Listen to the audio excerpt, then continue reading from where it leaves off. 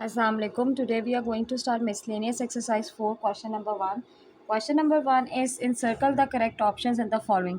अगर हम first option देखें तो कहा गया factors of -2 -a plus a square are. हमें इसको फैक्टराइज कर आंसर फाइंड करना है। जब भी हमें किसी एक्सप्रेशन को फैक्टराइज करना होता है तो पहले वो अरेंज्ड होना चाहिए हाईएस्ट टू लोएस्ट पावर में। तो पहले हम इसको अरेंज कर लिख देते हैं। तो हाईएस्ट टू लोएस्ट पावर में अरेंज होकर क्या हो जाएगा a स्क्वायर -2। इसको हमने फैक्टराइज करना है। -2 के ऐसे फैक्टर्स के आपके पास -1 है, दैट इज़ 2 and 1। तो मिड टर्म ब्रेक करेंगे a square -2a plus a -2। First two term में से a कॉमन आ रहा है, inside the bracket you left with a -2। Next two term में से कुछ भी कॉमन नहीं आ रहा तो 1 कॉमन फैक्टर है और again in the bracket you left with a -2 और फुल ब्रैकेट a -2 कॉमन आ गया और inside the bracket you left with a + 1। तो इसके जो पॉसिबल फैक्टर्स हैं वो क्या है, a -2 और a + 1। तो करेक्ट ऑप्शन आपकी क्या हो जाएगी, that is the D1, a+1 and a-2। Bracket आगे पीछे हो सकते हैं, उससे कोई फ़र्क नहीं पड़ता। जो सेकंड पार्ट गिवन है, अगेन इसमें लिखा हुआ है factorization of the given expression. जो हमारा गिवन एक्सप्रेशन है उसको हम देखेंगे हम इसको कैसे फैक्टराइज कर सकते हैं। फर्स्ट और लास्ट टर्म कंप्लीट स्क्वायर है, इट मीन्स हम इसमें फॉर्मूला अप्लाई करके चेक कर सकते हैं। X square is a complete square of x and 1/4 is a complete square of 1/2 और सेंटर में हम क्या लिखते हैं 2a और b। ठीक है, तो मिडल टर्म हमारी करेक्ट आ रही है। इस मीन्स कि हम फॉर्मूला को क्लोज कर देंगे तो क्या आ जाएगा a-b का होल स्क्वायर x - 1/2 का होल स्क्वायर। ठीक है, जब होल स्क्वायर होता है तो इट मीन्स हम ये ब्रैकेट हमारे पास 2 टाइम्स है तो हम इसको 2 टाइम्स स्प्लिट कर लिख सकते हैं। तो ये हमारे पास पॉसिबल फैक्टर्स हैं गिवन एक्सप्रेशन के x - 1/2 x - 1/2, जो ऑप्शन करेक्ट है डी पार्ट की। ठीक है, इसी तरह अगर आप थर्ड पार्ट देखो तो एक एक्सप्रेशन दिया हुआ है, कहा गया है is the factored form of this given expression. ठीक है, तो हम देखते हैं कि किसकी गिवन एक्सप्रेशन की फैक्टर फॉर्म कैसे है। तो पहले हम एक्सप्रेशन लिख लेते हैं जो भी हमारे पास है, X square plus M square X plus M x4 plus m4 x minus M. ठीक है, ये जो है हमारा गिवन एक्सप्रेशन है। इसमें हम देखेंगे हम कहाँ फैक्टराइजेशन कर सकते हैं। अगर आप देखें तो a + b a-b हो रहा है तो a + b a-b किसके इक्वल हो जाता है, a square minus b square के। तो मैं इन दोनों पे फॉर्मूला अप्लाई कर इसको लिख सकती हूँ ऐसे a square minus b square. ठीक है, ये 2 ब्रैकेट से कंबाइन होकर हमारे पास फॉर्मूला एक्सपैंड होकर बन गया X square minus M square. इसी तरह अगर आप इन दो ब्रैकेट्स को देखो तो अगेन फर्स्ट टर्म भी सेम होगी, लास्ट टर्म भी सेम होगी और सेंटर में ऑपोजिट साइन है तो अगेन इसमें ए स्क्वायर माइनस बी स्क्वायर का फॉर्मूला अप्लाई कर सकते हैं। यहाँ पे ए की वैल्यू एक्स स्क्वायर है, ए स्क्वायर और बी की वैल्यू है आपके पास एम स्क्वायर। ठीक है, और x4 प्लस m4 इसी तरह आ गया। तो आपके पास आ जाएगा x4 माइनस m4 और x4 प्लस m4। अगेन इसमें a square minus B square का फॉर्मूला अप्लाई हो रहा है। A square minus A minus B, A plus B किसके इक्वल होता है, A square minus B square का। यहाँ पे अब a x4 है और b यहाँ पे अब m4 है। ठीक है, तो जब आप इसका स्क्वायर लोगे तो x8 माइनस m8 आ गया। तो ये आपकी करेक्ट ऑप्शन है, that is C1। Next part जो फिफ्थ पार्ट है उसमें कहा गया है कि एक आपको एक्सप्रेशन गिवन है वो किसके इक्वल है, मतलब हम इसको सॉल्व करके चेक करेंगे वो किसके इक्वल आता है। अगर आप इस एक्सप्रेशन को देखें तो 2 टर्म्स है, एक टर्म ये है और एक टर्म ये। इन दोनों टर्म में से x कॉमन आ रहा है तो हमने x कॉमन ले लिया। इनसाइड द ब्रैकेट यहाँ से पूरा ये फर्स्ट ब्रैकेट बच गया 2a + 3b + 7 और यहाँ से पूरा सेकंड ब्रैकेट बच गया 2a + 3b + 5। सेम वेरिएबल्स को हम अलजेब्रा में सॉल्व कर सकते हैं। 2a + 2a 4a हो गया, 3b + 3b 6b हो गया और 7 + 5 आपके पास 12 हो गया। 4, 6 और 12 तीनों सेम टेबल पे जाते हैं, टेबल ऑफ 2, तो हमने 2 कॉमन ले लिया। Inside the bracket you left with 2a + 3b + 6। इसको आगे सॉल्व नहीं कर सकते तो हम देखेंगे कौन सा करेक्ट ऑप्शन आ रहा है। A1 जो है आपका क्या आ रहा है, करेक्ट ऑप्शन आ रहा है। ठीक है, इसी तरह अगर आप नेक्स्ट पार्ट को देखो, 6 पार्ट को, तो इसमें कहा गया which is the highest common factor. इसमें से हाईएस्ट कॉमन फैक्टर कौन सा है, तो हाईएस्ट कॉमन फैक्टर वो फैक्टर होता है जो तीनों में कॉमन होता है। तो हम इसको बारी बारी फैक्टराइज करेंगे। मोनोमियल्स हैं, सिंगल टर्म्स हैं तीनों एक्सप्रेशन, तो हम इसको बारी बारी क्या करेंगे, फैक्टराइज करेंगे। हम फैक्टर्स फाइंड करेंगे। तो सबसे पहले हम 12 के फैक्टर्स फाइंड कर लेते हैं और 12 के फैक्टर्स हमारे पास क्या आएंगे, 2 6 टाइम्स 12, 2 3 टाइम्स 6 एंड 3 1 टाइम्स 3। तो 12 के हमारे पास जो फैक्टर है माइनस साइन इसी तरह आ गया 2 टाइम्स 2 टाइम्स 3 और एक्स स्क्वायर और वाई स्क्वायर ऐसे ही आ गया, ठीक है। फिर उसके बाद 6 के फैक्टर्स निकाले, दैट इज़ 2 इंटू 3, और एक्स वाई क्यूब इसी तरह आ गया। और उसके बाद अगर हम 24 के फैक्टर्स निकालें तो 2 टाइम्स 12 इज़ 24, फिर 2 times 6 is 12, 2 times 3 is 6 and 3 times 1 is 3। तो ये क्या आ जाएंगे हमारे पास 2 टाइम्स 2 टाइम्स 2 टाइम्स 3 और एक्स स्क्वायर वाई स्क्वायर इसी तरह। अब कॉमन फैक्टर्स इसमें से क्या हैं तीनों एक्सप्रेशन में से, क्योंकि हमें एचसीएफ फाइंड करना है। तो एक ये 2 कॉमन आ रहा है, ठीक है। फिर हमारे पास ये 3 कॉमन आ रहा है, 2 कॉमन आ गया, 3 कॉमन आ गया, एक्स स्क्वायर एक्स और एक्स में से मिनिमम पावर कौन सी है, एक्स है। वाई स्क्वायर वाई क्यूब और वाई स्क्वायर में से मिनिमम पावर क्या है, वाई स्क्वायर है। तो हमारे पास आंसर क्या आ जाता है 6x वाई स्क्वायर। तो 6x Y square C option है, तो ये हमारी करेक्ट ऑप्शन है। फिर जो 7th पार्ट है उसमें कहा गया है what is the least common multiple of these 3 expression. Least common multiple आपके जो होते हैं वो आपके एलसीएम होता है। तो एलसीएम फाइंड करने के लिए भी मोनोमियल्स है, हम इनको बारी बारी फैक्टराइज करेंगे। तो पहला हमारे पास है 12x square Y square 6x Y cube और थर्ड है 24x स्क्वायर वाई स्क्वायर। इन नंबर्स के अभी हमने फैक्टर्स फाइंड किए हैं, ठीक है। 12 के जो हमने फैक्टर्स फाइंड किए थे वो फैक्टर्स हमारे पास आए थे 2 टाइम्स 2 टाइम्स 3, ठीक है। तो 2 टाइम्स 2 टाइम्स 3 और variable X square Y square इसी तरह आ गया। 6 के फैक्टर्स क्या थे 2 टाइम्स 3 एक्स वाई क्यूब इसी तरह आ गया। 24 के फैक्टर्स क्या थे हमारे पास 2 टाइम्स 2 टाइम्स 2 टाइम्स 3 और एक्स स्क्वायर वाई स्क्वायर इसी तरह आ गया, ठीक है। एलसीएम आपका होता है common factors into uncommon factors. तो पहले हम इस वेरिएबल्स को भी स्प्लिट कर देते हैं। 2 टाइम्स 2 टाइम्स 3 और एक्स कितनी दफ़ा है 2 दफ़ा है और वाई कितनी दफ़ा है 2 दफ़ा है, ठीक है। फिर ये 2 टाइम्स 3 है, एक्स एक ही दफ़ा है लेकिन वाई हमारे पास कितनी दफ़ा है 3 दफ़ा है। फिर हमारे पास थर्ड क्या है 2 टाइम्स 2 टाइम्स 2 टाइम्स 3 और यहाँ पे हमारे पास एक्स भी 2 दफ़ा है और वाई भी 2 दफ़ा है। तो पहले हम कॉमन फैक्टर्स निकाल लेते हैं। यहाँ पे कॉमन फैक्टर्स क्या हैं, एक तो ये 2 तीनों में कॉमन आ रहा है, एक ये 2 कॉमन आ गया, ठीक है। एक ये 3 तीनों में कॉमन आ रहा है तो ये 3 कॉमन आ गया। एक ये वाला 2 और ये वाला 2 भी कॉमन कंसिडर करेंगे तो ये 2 भी कॉमन आ गया, ठीक है। फिर उसके बाद वेरिएबल देखें, ये एक्स और ये एक्स कॉमन आ रहा है तो ये कॉमन आ गया। फिर उसके बाद ये वाला एक्स और लास्ट वाला एक्स भी कॉमन आ रहा है तो ये भी एक्स कॉमन ले लिया।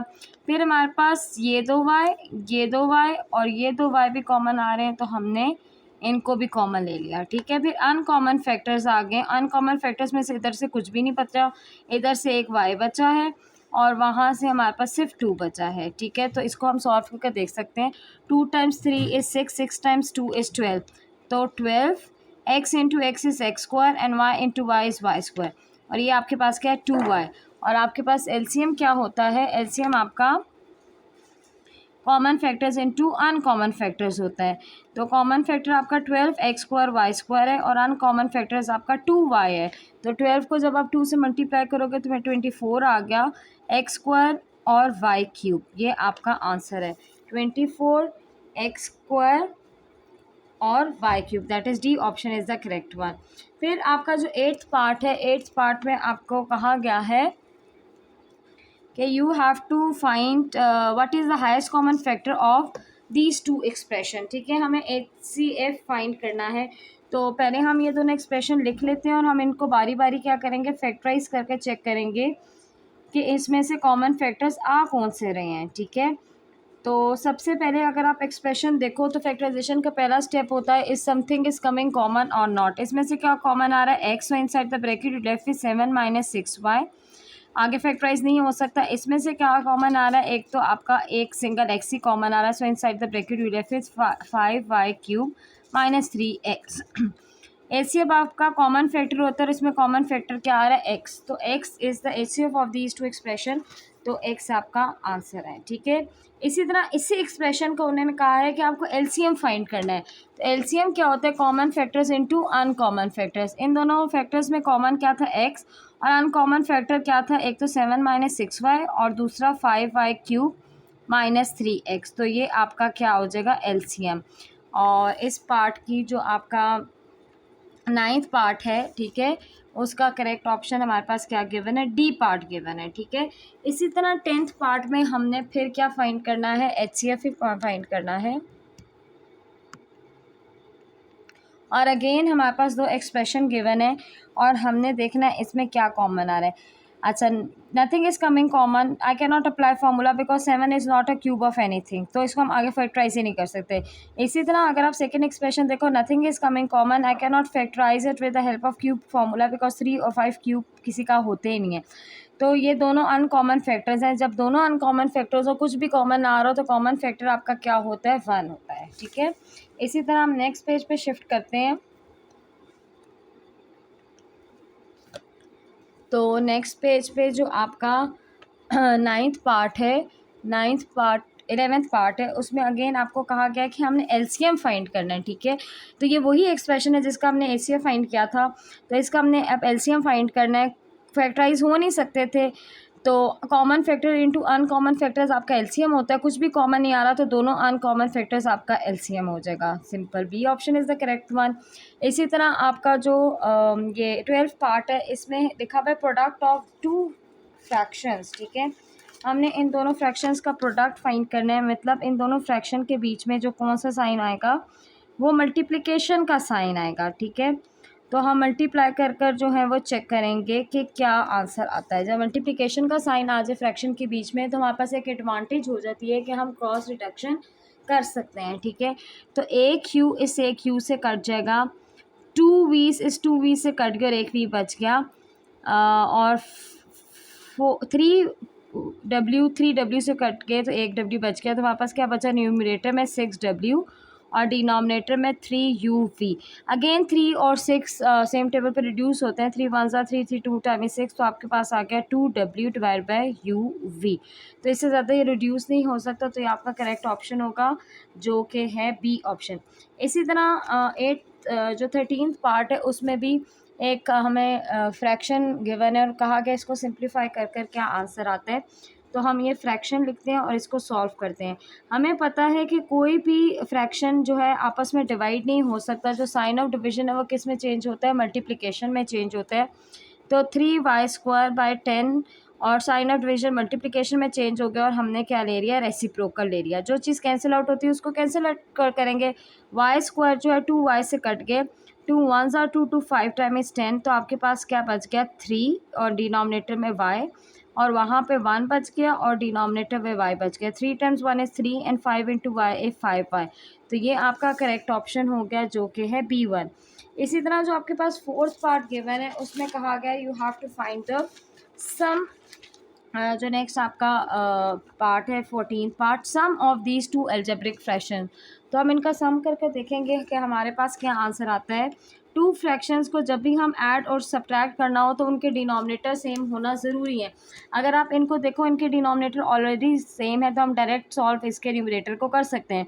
2a - a क्या हो जाएगा, a, और डिनोमिनेटर आपका सेम रहता है a² - 1, तो B1 is the correct one, ठीक है। इसी तरह अगर आप 15th पार्ट देखो तो उसमें लिखा हुआ है what is the difference of these 2 expression. Difference का मतलब होता है कि इसके बीच में क्या आ जाएगा, माइनस का साइन। हम 2 फ्रैक्शन को तब तक ऐड और सब्ट्रैक्ट नहीं कर सकते जब तक उनके डिनोमिनेटर सेम ना हो। यहाँ पे डिनोमिनेटर ऑलरेडी सेम है, सेंटर में माइनस का साइन आ जाएगा, तो -3x - x किसके इक्वल हो जाएगा, -4x की, और डिनोमिनेटर आपका सेम ही रहेगा x+y। तो डी ऑप्शन जो है वो आपका करेक्ट हो जाएगा। फिर जो आपका नेक्स्ट पार्ट है 16th पार्ट, उसमें कहा गया if the product of 2 polynomial is this and their HCF is this, what is their LCM। अगर आपको याद हो तो हमने अपनी एक्सरसाइज में एक फॉर्मूला पढ़ा था कि आपका PX इंटू QX या LCM इंटू HCF किसके इक्वल होता है, आपके PX इंटू QX के, ठीक है। जो वैल्यूज़ गिवन है वो हम इसमें पुट करेंगे। हमारे पास प्रोडक्ट ऑफ 2 पोलिनोमियल्स की गिवन है वैल्यू और HCF की भी गिवन है, और हमने LCM की वैल्यू जो है वो क्या करनी है, फाइंड करनी है। तो हम क्या करेंगे, जो वैल्यूज़ गिवन है वो उस गिवन फार्मूला में पुट कर देंगे। Let me show you. ठीक है, ये फार्मूला आपको याद होगा, product of HCF and LCM is equal to PX into QS, product of two polynomials. LCM find करना है, HCF की वैल्यू गिवन है, product of two values two polynomial की वैल्यू भी गिवन है। अब LCM के साथ A minus B extra multiply हो रहा है, तो उधर जाके क्या हो जाएगा, डिवाइड हो जाएगा। तो A माइनस बी का whole square, a square plus AB plus B square इसी तरह आ गया, और डिनोमिनेटर में क्या आ गया, A minus B. A minus B one of the bracket से कट गया, तो आपके पास न्यूमरेटर में बच गया A minus B A square plus AB plus B square. ठीक है, इस हम फार्मूला को क्लोज करेंगे तो क्या आ जाएगा हमारे पास, A cube minus B cube का फार्मूला क्लोज हो रहा है। तो ये आपकी LCM का आंसर आ गया, दैट इज़ द A1। इसी तरह अगर आप नेक्स्ट पार्ट देखो, 17th पार्ट, तो उसमें जो है वो कहा गया है, if the product of ACM and LCM of two polynomials is this, then what will be the product of these polynomials.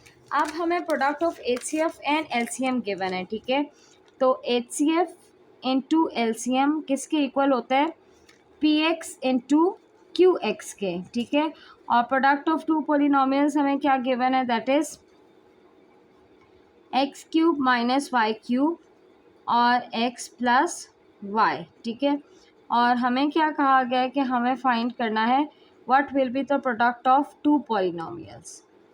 तो जो वैल्यूज़ गिवन है वो हमने वैल्यूज़ पुट कर दी, HCF into LCM is equal to PX into QX। HCF into LCM की value given है और हमें PX इंटू QX की वैल्यू फाइंड करनी है। ये तो इसी तरह भी लिख दो तो भी ठीक है, लेकिन क्योंकि ये ऑप्शन मौजूद नहीं है तो हमें वो करेक्ट ऑप्शन देखनी है। तो x cube minus y cube का हम फॉर्मूला अप्लाई कर सकते हैं, A minus B A square plus AB plus B square और x प्लस वाई इसी तरह आ गया, और ये आपके पास प्रोडक्ट ऑफ टू पॉलिनोमियल्स है, PX इंटू QX। ठीक है, तो x माइनस वाई और x प्लस वाई आपका फॉर्मूला बना रहे हैं, that is x square minus y square, और x square plus x y plus y square इसी तरह आ गया। This is the answer of product of two polynomials, और वो कौन सा ऑप्शन यहाँ पे बन रहा है, हमारा C ऑप्शन करेक्ट ऑप्शन बन रहा है। इसी तरह जो आपका पास यहाँ पे 18th पार्ट है, उसमें कहा गया है कि what is the square root of 36 x6 and y16। हमें इसका स्क्वायर रूट फाइंड करना है। ठीक है, 36 किसका स्क्वायर है, 6 का, x6 किसका स्क्वायर है, x क्यूब का, और y16 हमारे पास किसका स्क्वायर है, y8 का। ठीक है, सारों पे स्क्वायर आ गया, तो क्या मैं इन सबको सिंगल स्क्वायर में लिख सकती हूँ। ठीक है, वो मैं लिख दूँगी, और स्क्वायर रूट से स्क्वायर कट गया, तो आपके पास क्या आंसर आया, 6x क्यूब y8। वैसे जब हम अंडर रूट का साइन हटाते हैं तो प्लस माइनस का साइन आता है, लेकिन यहाँ पे क्योंकि नहीं लिखा हुआ तो ये C option is the correct one. Last वाले में हमें कहा गया what is the square root of this. जब हम इसका स्क्वायर रूट लेंगे तो 4 इंटू 1/2 जब होगा, मैं आपको करके दिखा देती हूँ। अगर मुझे स्क्वायर रूट लेना है गिवन एक्सप्रेशन का, ठीक है, ये गिवन एक्सप्रेशन है, मैंने इसका स्क्वायर रूट ले लिया। जब स्क्वायर रूट का साइन हटाते हैं तो पावर में क्या आ जाता है, 1/2, ऐसे ही है। तो हम पावर में लिख देंगे 1/2, 2 1 ज़ा 2, 2 2 ज़ा 4, प्लस माइनस का साइन आ जाता है, इसी तरह प्लस माइनस का साइन आ गया, 15x square minus 7y square, और पावर में क्या बच गया, सिंपल 2। तो ये आपका आंसर आ गया, और ये जो करेक्ट ऑप्शन है वो कौन सा ऑप्शन है, ए वाला आपका करेक्ट ऑप्शन है। Last part of this question number 1,